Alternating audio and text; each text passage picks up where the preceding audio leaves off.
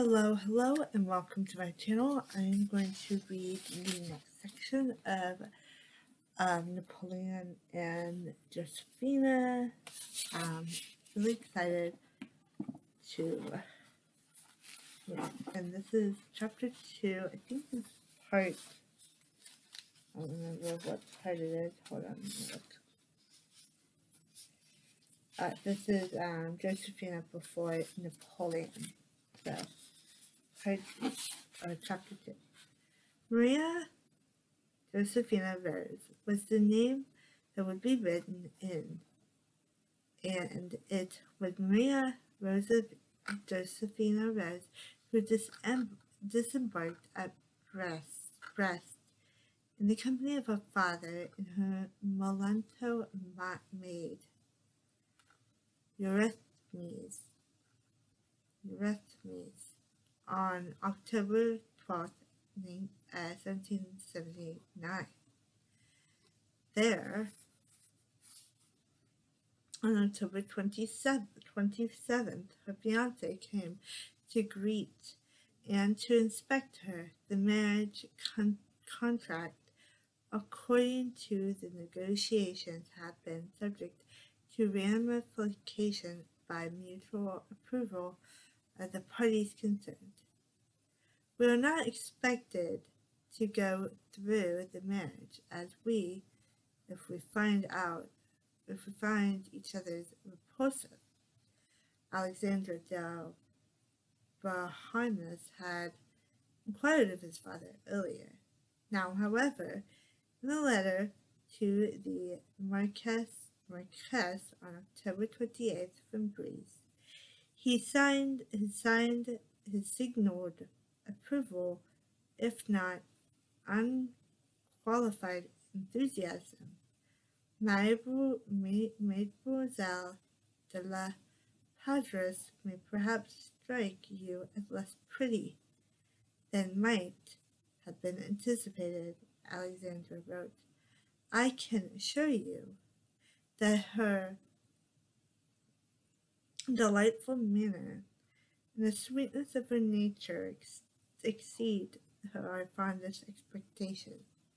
One finds oneself searching for the motives which prompted the young Beauharnais, I don't know how to pronounce these words, to accept this naive,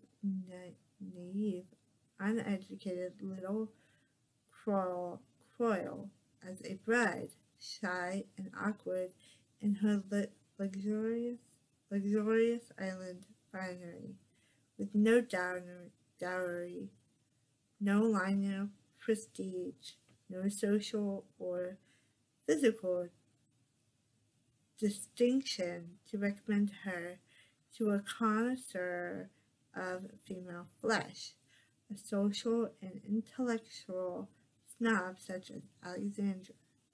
The only reason that can logically be advanced is that marriage served him as a legal maneuver, technically removing his disabilities as a minor, permitting him to ever enter into control 4 years earlier than would have otherwise been possible, of the estate which his mother had bequeathed him under the guardianship of his father until he should come of age. For Maria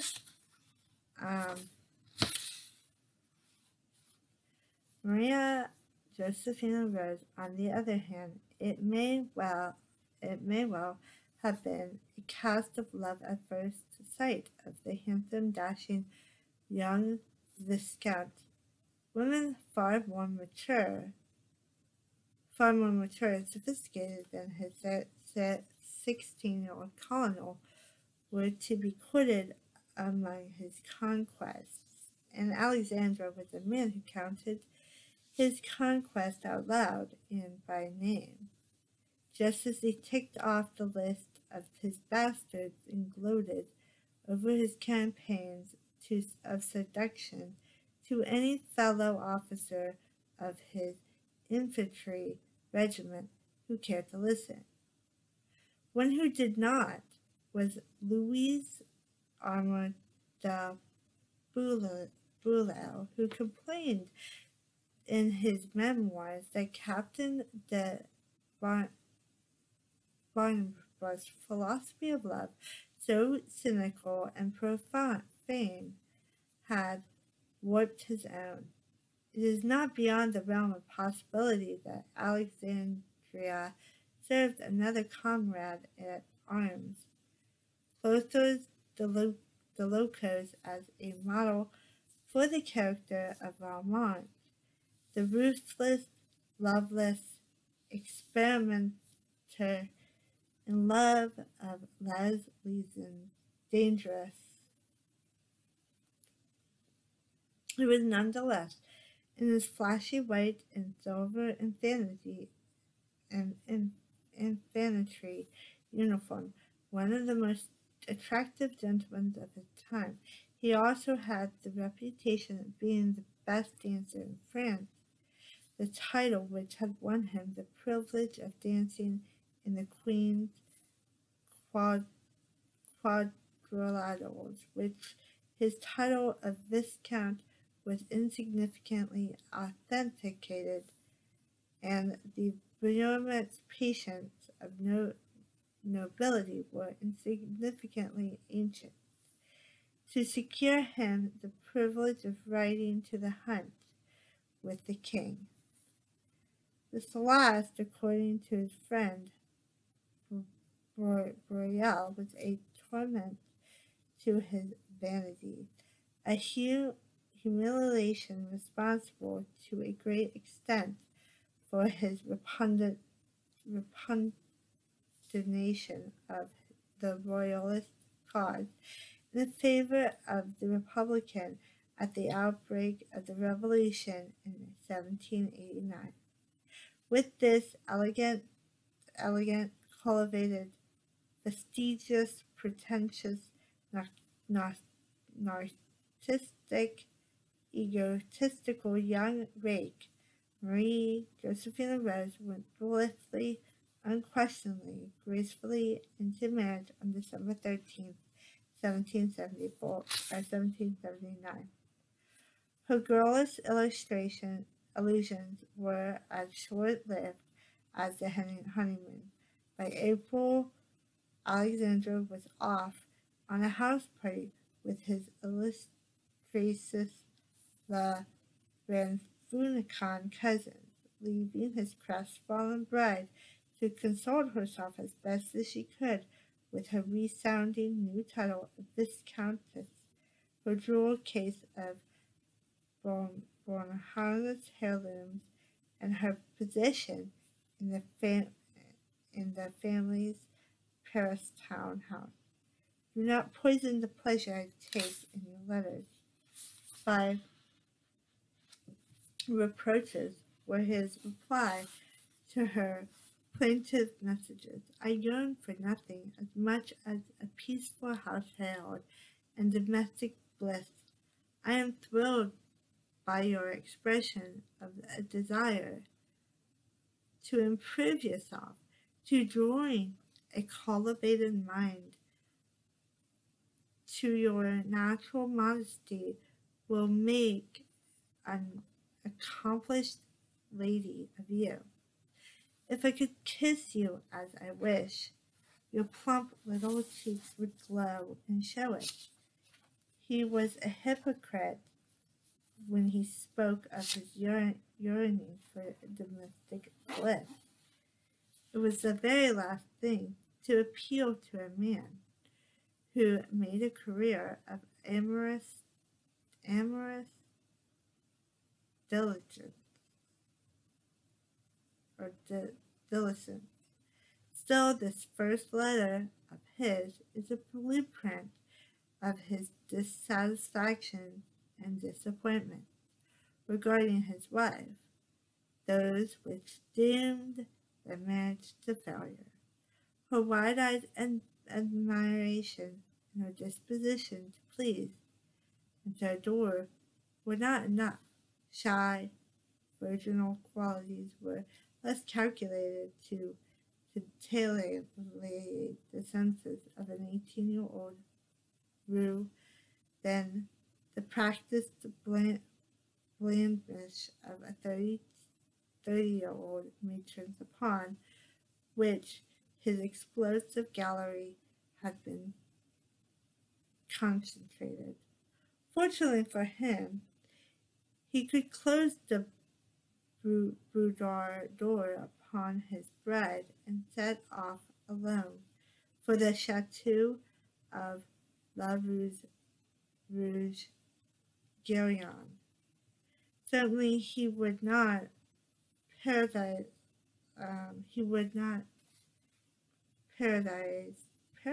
that gauche, uneducated, so chubby Addisons in these exclusive salons. All this scatinating conversational wit about the social and political scene and contemporary art, literature, and drama would be lost upon her. She would look dismally blank at discussion of the new liberal philosophy which had inspired Alexandra, the La Rochefoucaulds, and a wide segment of the aristocracy to wild enthusiasm.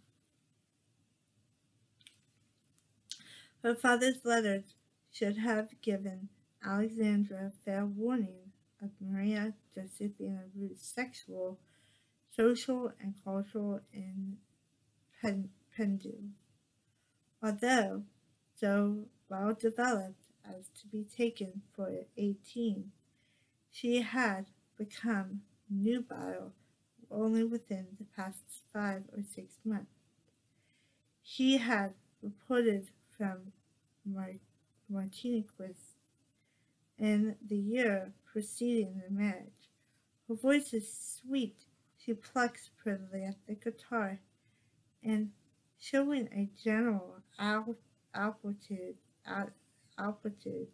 for music, she could, with proper instruction, perfect her singing, playing, and dancing.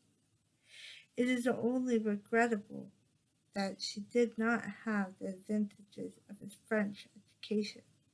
In France, Creole ignorance was proversal, according to the Count de Mondégaillard, who wrote, reminiscing of that time.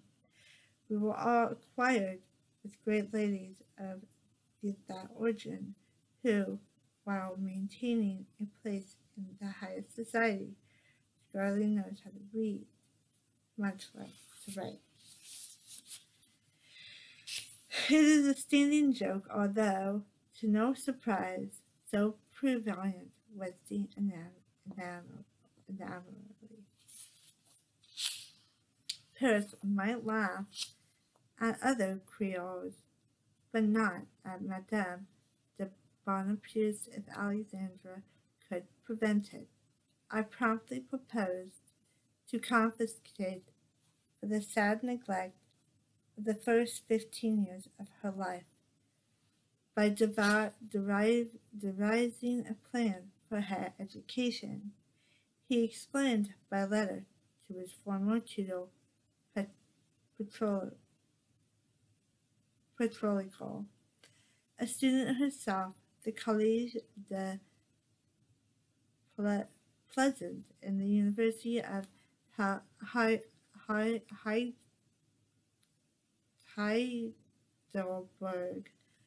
His was an ambiguous project. Lessons in geography and history, reading out loud a verse by our best poets, memorizing outstanding passages by our best dramatists. These were to be lessons on the harp from Petrini, Paris' fashionable music master, while Alexandra himself would couch his wife in the art of letter writing, an arrangement which worked out very well for the reason that he was most frequently off gallanting, so correspondence proved their sole means of communication. Oddly enough, it was the one subject in which Marie Josephine Rose excelled. She later acquired quite a reputation for the grace and elegance of her apostrophe,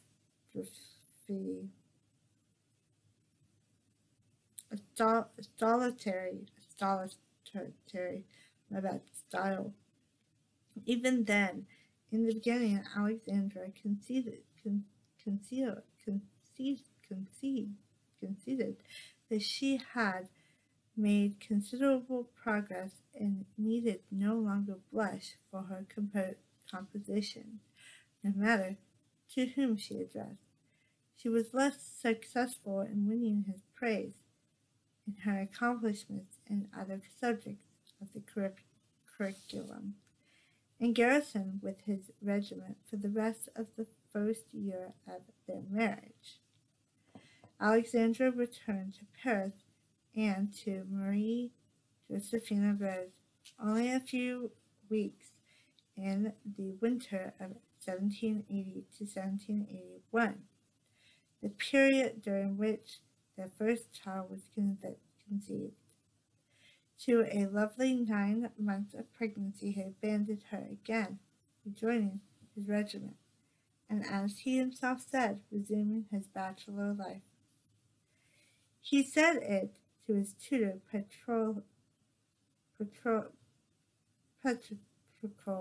who reported the conversation to Aunt Regidan, who had been concerned over the steadily deteriorating relations of the young Bonapartes.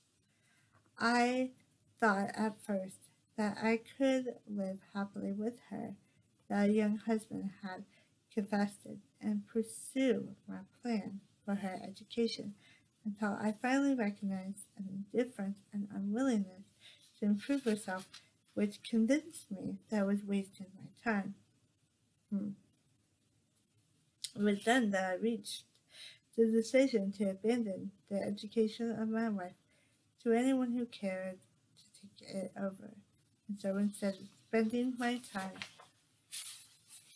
at home with a creature with whom I can find nothing in common, I have a great extent resumed my bachelor life.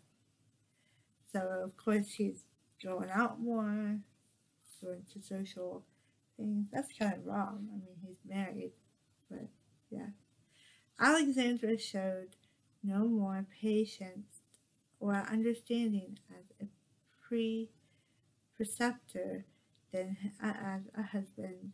The honeymoon months and the months of the first pregnancy could scarcely be considered the opportune time to launch a bewildered bride upon the course of higher learning. Yet he was justified in his approach of her in indulgence, which, he wrote her, has always been the primary cause of your neglect of your duties. It was a reproach that was consistently to be leveled against her by various intellectuals amongst her friends and acquaintances throughout her life, a continuing criticism of her intellectual apathy, her general lack of mental curiosity, of reflection, and of application. It would be said of her later by a lady-in-waiting in her retinue, Madame de Vaxi, who meant to be this obliging, that the only education she possessed had been acquired through conversation. So, if so, she was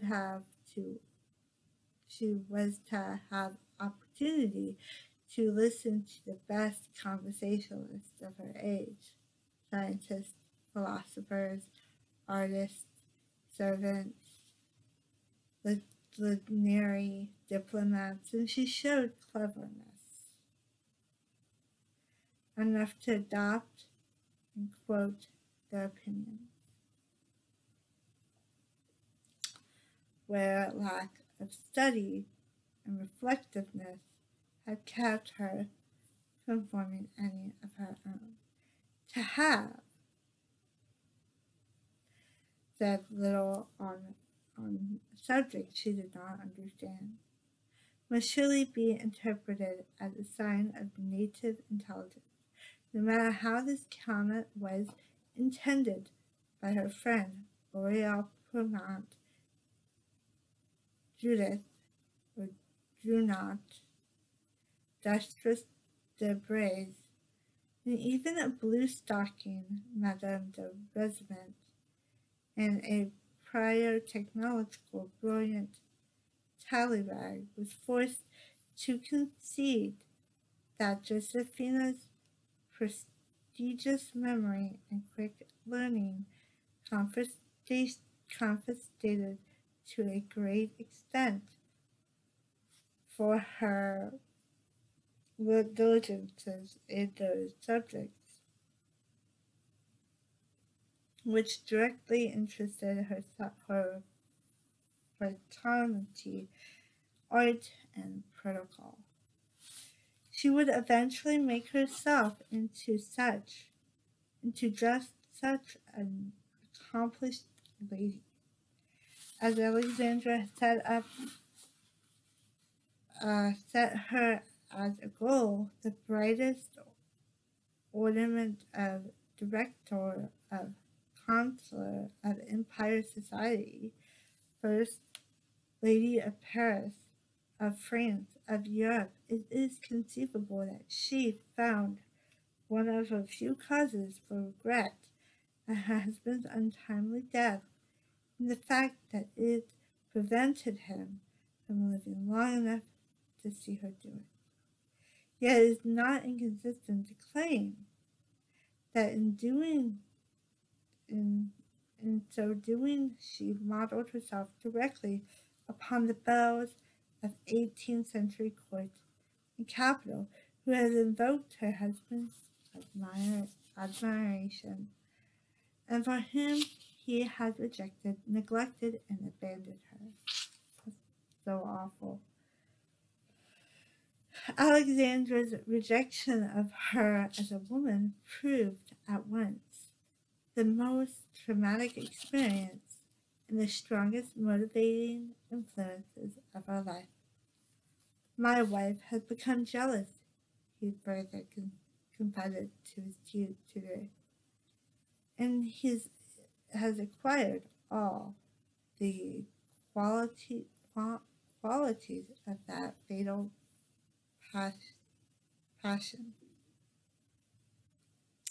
A claim of Alexandra's that cannot be denied. Josephina would be subject all her life to a morbid and pathological jealousy, which would be a torment to her second husband even more than her first. Alexandra, who had aroused it, and primarily disdainful of the emotion, her jealousy he construed as another of her social blunders, another proof of our ignorance of the manners of that exquisitely refined, if delicate, ancient resume society in which conjugal love and conjugal fidelity were held to be ludicrous,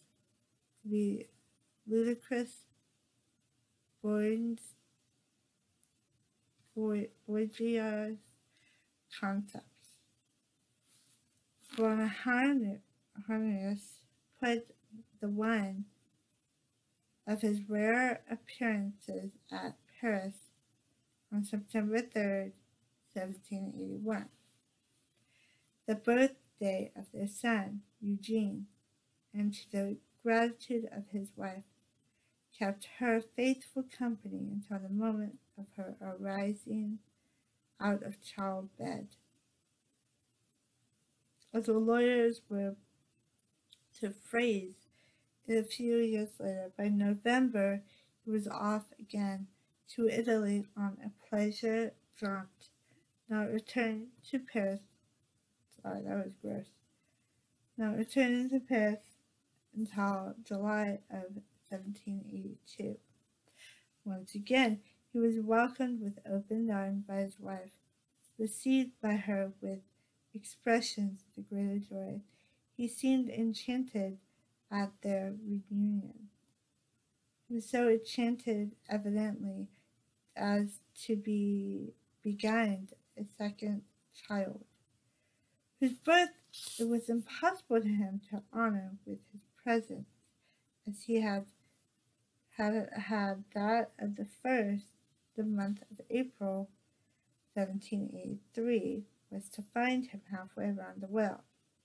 In the middle of the night of September 5, 1782, without a word of warning or a farewell embrace, Alexander had left his wife asleep, preferring to advise her by letter of his decision to join the French forces under the Marquis de Bellay as a belated volunteer in action against the British or in concern with the Americans in the Atlantic or the Caribbean. His farewell was couched in his usual high-flown and grandiloquent literary style. Love of my wife contends with love of glory for supremacy in my heart. If I yield to the later, it is for your future benefit, and for that of our children. Even as he wrote from Brest, entreating Marie Rosa Rose not to forget him, not to banish him from her heart, he had resumed relations with a vicious, voluptuous, and malicious lady of that port, Madame de Longpre, who earlier had bore him a son christened Alexandra in a pretty compliment to both her husband and her lover, who conventionally bore the same Christian name.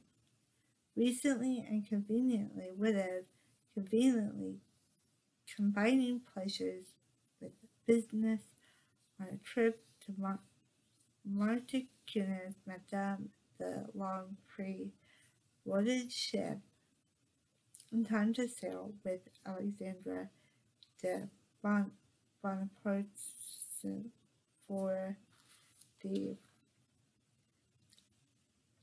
Antilles. This series of coincidences taxed his wife's credibility or crudity